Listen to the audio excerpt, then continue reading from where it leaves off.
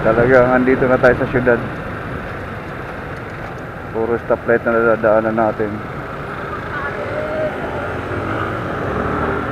Tingnan lang tayo ng checkpoint pa. Ha?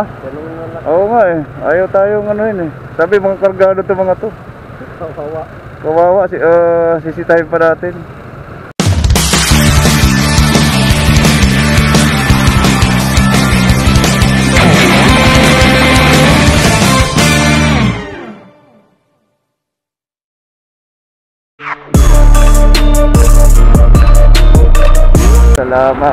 Salamat. Magandang panahon. Ayun ang buwan. At ang aliwalas lang ng panahon din.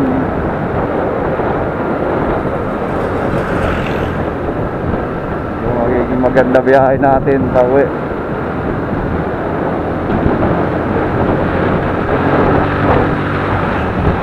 Ano, ang dami na. Magtatawiran kasi yung mga pusa dito. Kaya kanina may nadaanan tayong pusa. Durog. Sagasaan. Nakakaawa lang sila.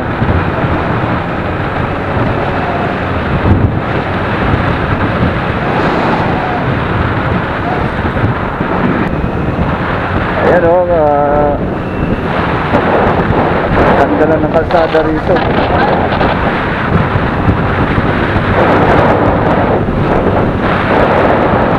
Nakakapag-gasolina siguro ako sa Los Baños nito. Kalahati na yung gasolina ko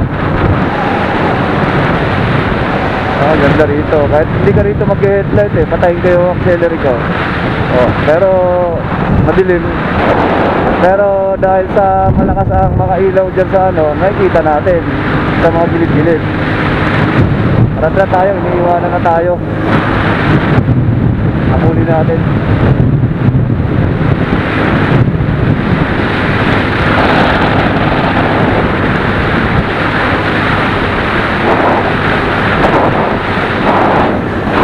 Patay na naman ang punsado, daanan natin. Kawawa naman yung mga pusa. Okay, yan, paliko na tayo. Dito. So na pa-highway naman tayo, pa-highway.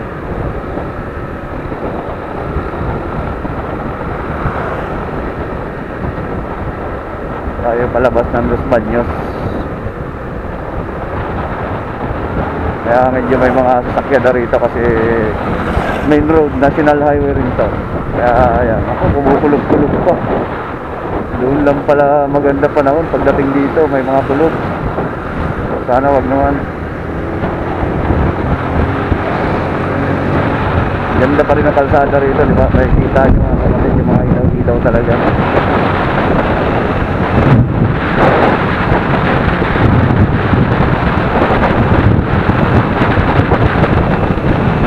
Pagka araw ka dumaan dito mga kapatid, grabe traffic dito rito. Mga kasi mga school, tas bayan. Kaya grabe ang traffic. Pero pagka nakalpas na rin naman, wala na hanggang dun sa highway na. Grabe traffic kasi yan dyan, puno, tricycle, mga namamasada. Pero pag nakamotor ka naman, makakalusot ka naman. Hindi nga lang kagaya ngayon na gabi, ang ganda ng kalsada, maalwan. Wala talaga ang mga sasakyan masyado. Ayan, tayo ay pa-highway na. So ayan ang palatandaan dyan, yung intersection na yan. Yung may mga pato, mga bibi, no? Ayan, so tayo ay pa-highway. Kapag diniretso may Santa Cruz. Ayan, walang sakyan. Okay, clear. Go.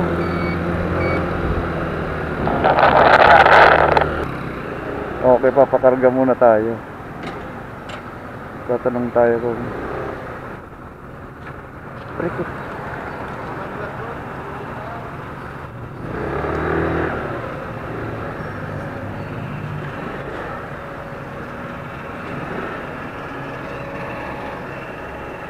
papakarga tayo. Tanong muna tayo kung may GCash. Ha?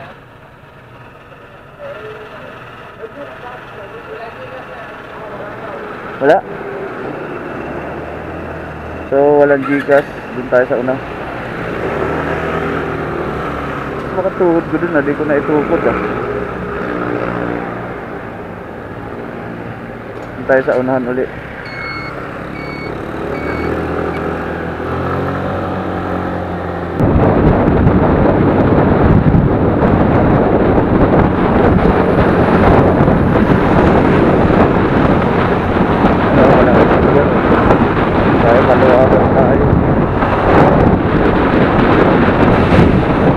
Maganda na naman ang panahon dito. Doon lang talaga sa may nagkatlan ng Diliwa. Naulan sa bagay, malapit sa Banahaw kasi sa bundok. Kaya nakikilip lang doon.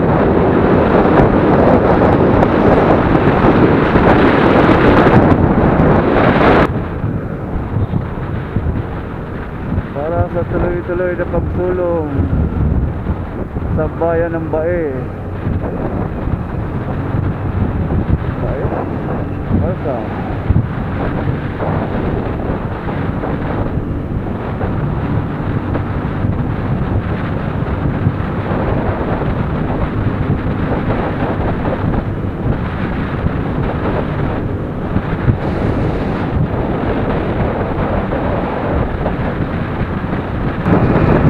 Ito mga kapatid, dito sa lugar din na to, kapag dadaan ka rin dito ng araw, grabe din ang traffic dito. Pero tignan nyo ngayon naman na ang oras natin ay naku, alas 12 na pala. Minus 10 para alas 12. Grabe din ang traffic dito mga kapatid. Sintik dito sa araw. So magmarahan tayo. Ayan ay crossing release. Delikado yan. Masakit sa ano yan, masakit sa likod.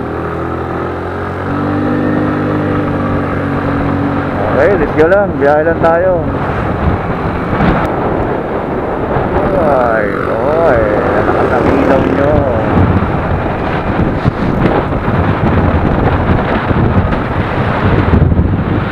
Tayo, Los Baños. Tayo sa mga maraming resort.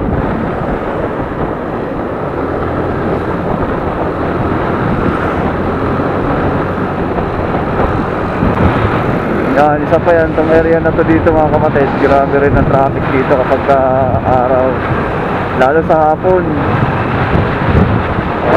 Pinaka-risk pa talaga, yung pagka linggo yung uwian talaga ng mga nag-rides, yung mga galing ng outing.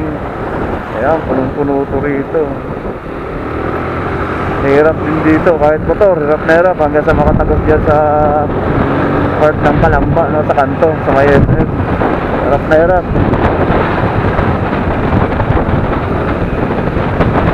Malawak naman yung kalsada, pero siyempre sobrang dami din ng mga bisita na dumadaan dito. Kaya nagkakaroon pa rin tayo ng traffic dahil sa dito. Kaya mga kapatid, tayo ay nakapagkarga na, full tank ulit tayo. So wala na tayong alalahanin ngayon sa biyahe. Okay na ang gas natin. Tuloy-tuloy na tayo. Alas 12:30. Madaling araw na, madaling araw. Biyahe natin.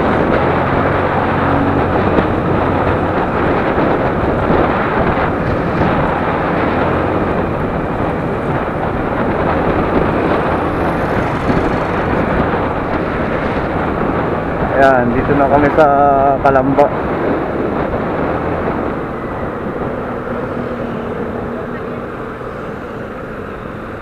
Parating din ang Kalamba.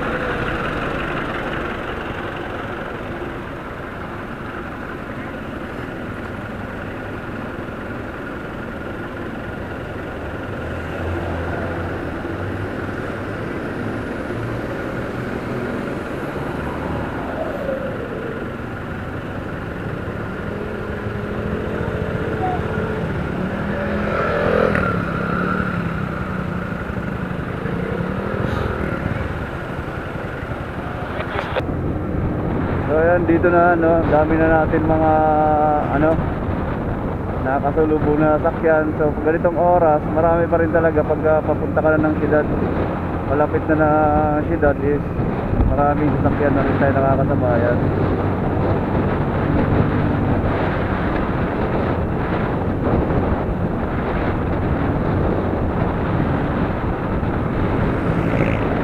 Mga bata eh. Galaan ng... Okay, mga kapatid, ano na tayo, Kabuyaw. Dito na tayo sa Kabuyaw.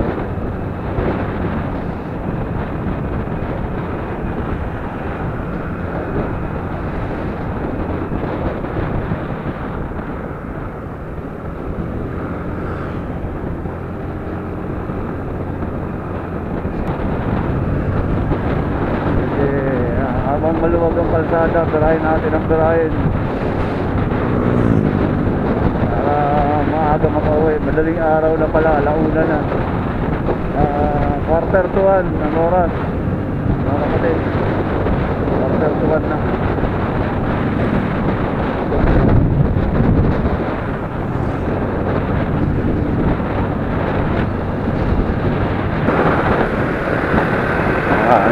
Stoplight ulit. Talagang andito na tayo sa syudad. Puro stoplight na nadadaanan natin. Tingnan lang tayo ng checkpoint pa. Ha? Ganun lang. Oo nga eh. Ayaw tayong ano yun eh. Sabi mga kargado to mga to. Kawawa. Kawawa, sisitahin pa natin. Sabihin na magtatanggal pa ito ng mga box.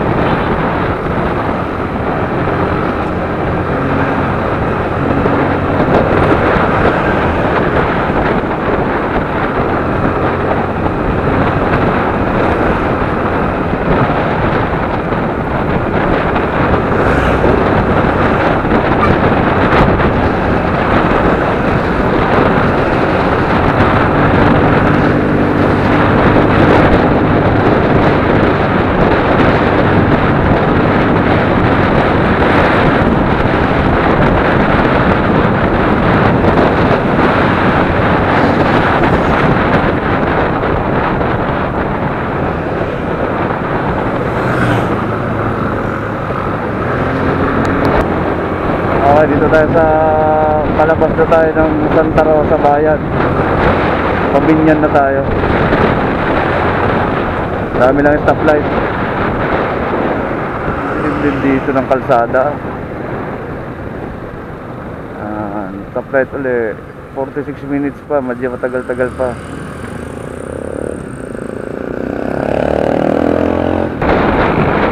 Ayan, ano na tayo, Binyan. Naku po, nag-green pa. Butik pa tayo doon, abuti ng kulay red ah. Buti nakatawid pa tayo.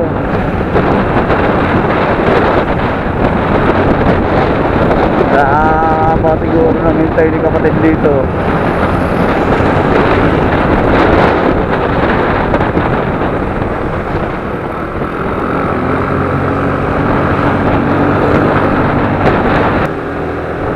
San Pedro Laguna. Ganda na ng ganda na ng panahon. Hindi kagaya kanina pag-alis natin dun sa Nagkarlan. Grabe ang kulog-kulog at saka may paambun-ambun pa. Ngayon medyo okay na tayo.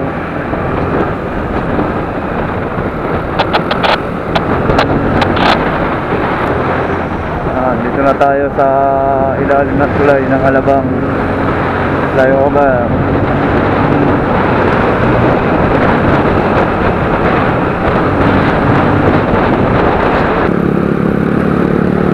Kaya ayaw ko dumaan dito sa part ng Alabang eh. Kaya doon ako sa kabilang service road. Kasi kapag dito, layo nang iniikot pa. Iniikot pa tayo dito.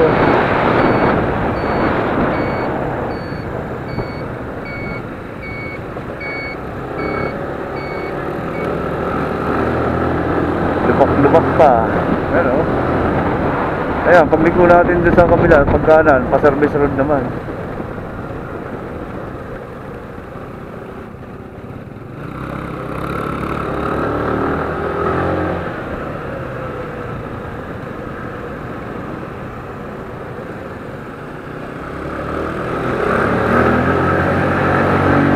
Yan, dyan, pagkaliwa naman doon, service road na tayo. Malapit na. Ayan, tayo ay nasa service road na. Southwest Service Road.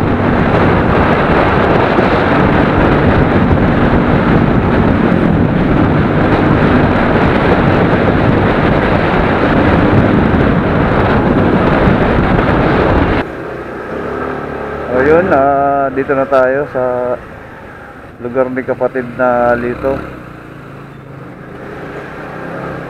Pasok tayo dito. Tutulungan ko kasi muna siya kaya sinamahan ko muna dito sa loob. Wala raw mag-aatang sa kanya kaya walang tutulong.